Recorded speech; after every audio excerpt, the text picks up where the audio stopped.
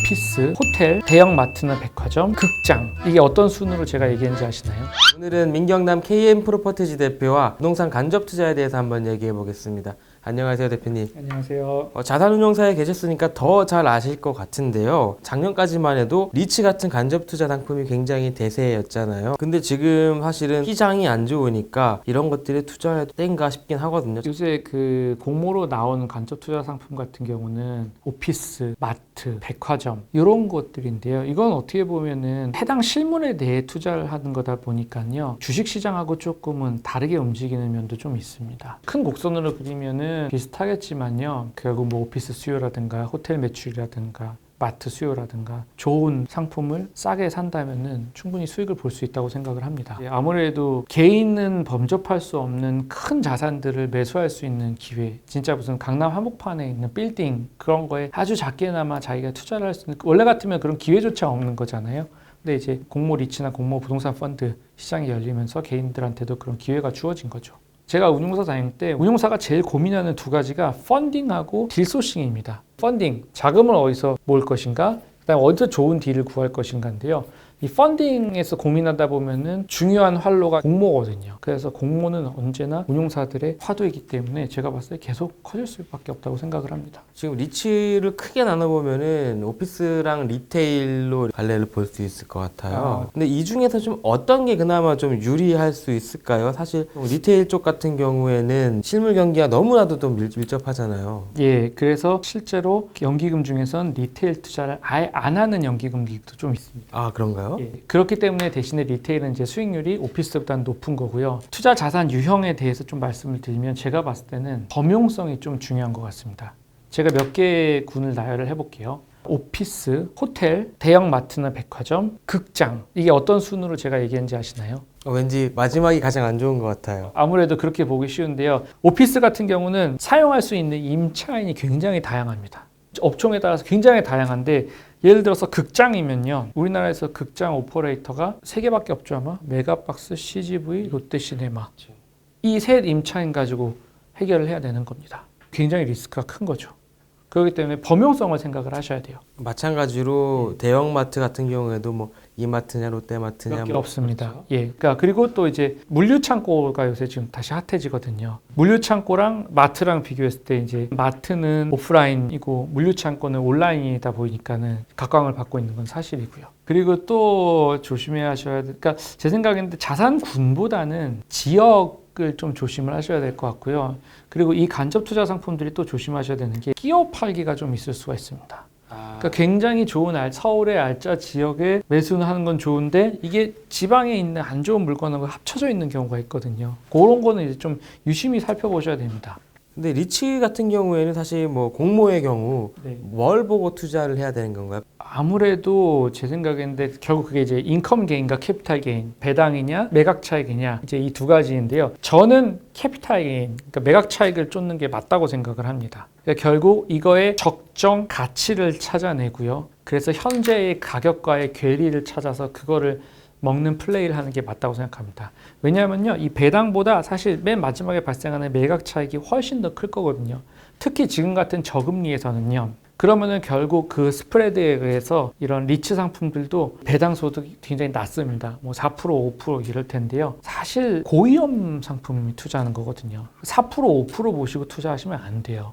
마지막에 매각 차익을 쾅 발생시켜서 내 최종 IRR은 뭐 10%, 뭐 10몇 프로 이렇게 만들어야 되는 거기 때문에 배당 임대소득보다는 마지막 시점에 매각 차익 거기에 집중하셔야 됩니다. 근데 이게 사모 형태가 있고 공모 형태가 있잖아요. 공모 예. 같은 경우에는 아무래도 상장을 하면서 우리가 많이 친숙해졌는데 일반 네, 투자자들한테 사모 같은 경우에는 공모가 어떤 게 또 다르고 장단점은 또 어떤 게 있을까요?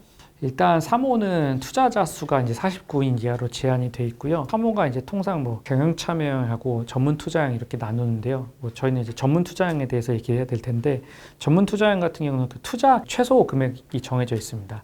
현재는 이제 그 레버리지 비율이 이제 순자산의 2배가 안 넘으면 1억, 2배가 넘으면 3억. 이게 지금 입법 예고가 들어갔어요. 이번에 그 라임 사태 때문에 그 3억에서 5억으로 올라갔거든요. 근데 이게 5억이면은 진짜 개인이 접근하기 어렵습니다. 뭐 3억도 적은 숫자는 아니지만요. 3억은 그런 확실한 단점이 존재하고요. 그러니까 소액 투자는 이제 불가능한 거죠. 그런데 반면에 이제 3호의 장점은 뭐냐면요. 공모 같은 경우는 마케팅 비용이 많이 들어가요.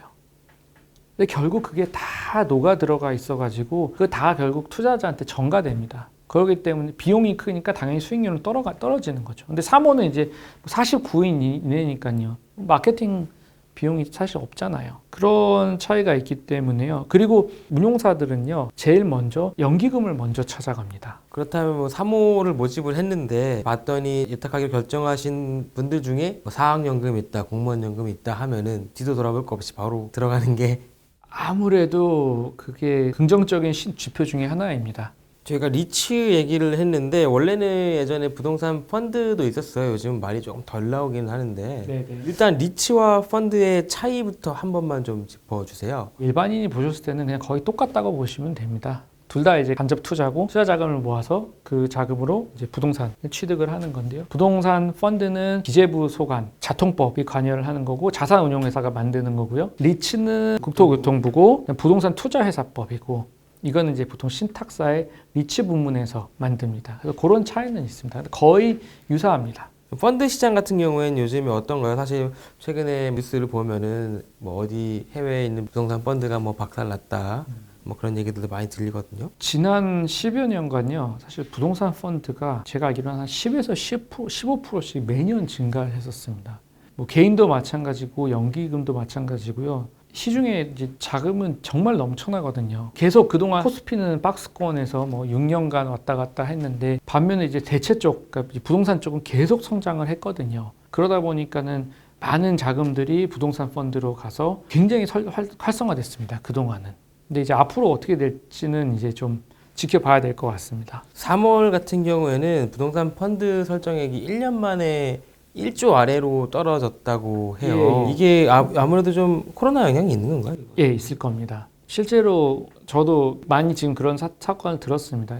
마치 예전에 그때 한 외국계 연기금에서 이제 우리나라에 있는 오피스 한 단을 매수하려고 했다가 북쪽에서 미사일을 쏘는 바람에 보류시키는 걸 본 적이 있습니다. 마찬가지로 지금 이제 투자하려고 다 정해놨는데 외국에 있는 중요한 의사결정권자가 비행기를 타고 한국에 오지를 못해버리니까요. 펀드 설정을 못해버리는 겁니다. 그러니까 모든 지금 거래가 홀드가 돼버리는 거예요. 그러니까 당연히 부동산 펀드 수탁고가 못 늘어나는 겁니다. 아, 이거는 약간 어떻게 보면은 그 시간차적인 이슈가 있을 수 있겠네요. 지금 시장 전망이 부정적이어서 설정액이 코로나가 이제 어느 시점에서 이제 종식이 되면요. 그동안 미뤄왔던 거래가 한꺼번에 확 터질 겁니다.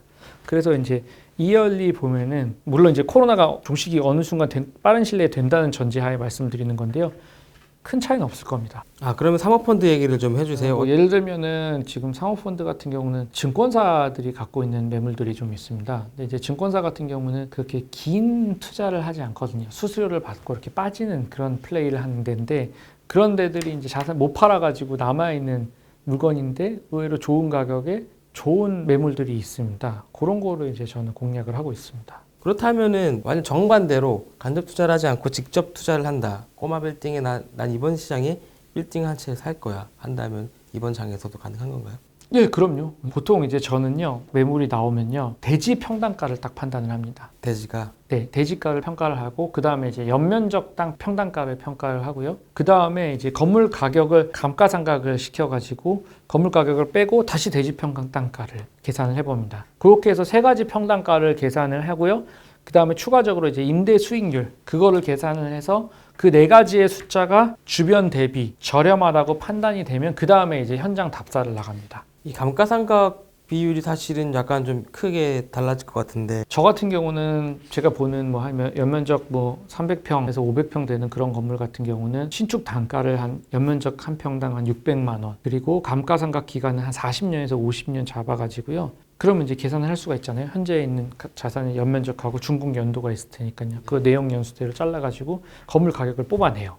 그래서 전체 매매가에서 그 건물 가격을 빼고 나면은 나머지 가격이 이제 토지 가격이잖아요. 그걸 이제 토지 면적으로 나눠주면 토지 평당가가 나옵니다. 그게 이제 주변보다 싼지 비싼지 그거를 이제 찾아냅니다. 그렇게 해서 이제 가격적으로 수익률 차원에서 괜찮다고 판단이 되면은 현장을 가서 임대료도 이게 싼지 비싼지 제가 임대료를 올릴 수 있는 버퍼가 있는지 그리고 제가 뭔가 수선이나 공시를 채우거나 해서 밸류 애드를 할 수 있는지 그거를 이제 판단을 해서 투자 여부를 결정을 합니다. 이게 사실 그 타이밍을 맞춘다는 게 거의 불가능에 가깝기 때문에요. 그러니까 그 개별 물건에 집중을 하시는 게 흐름을 읽으려 하기보다는 포트폴리오에 올리고 있는 상품들에 대한 분석에 집중하라. 예, 맞습니다. 이번 시간에 민경남 대표와 간접 투자에 대해서 한번 알아봤습니다. 감사합니다.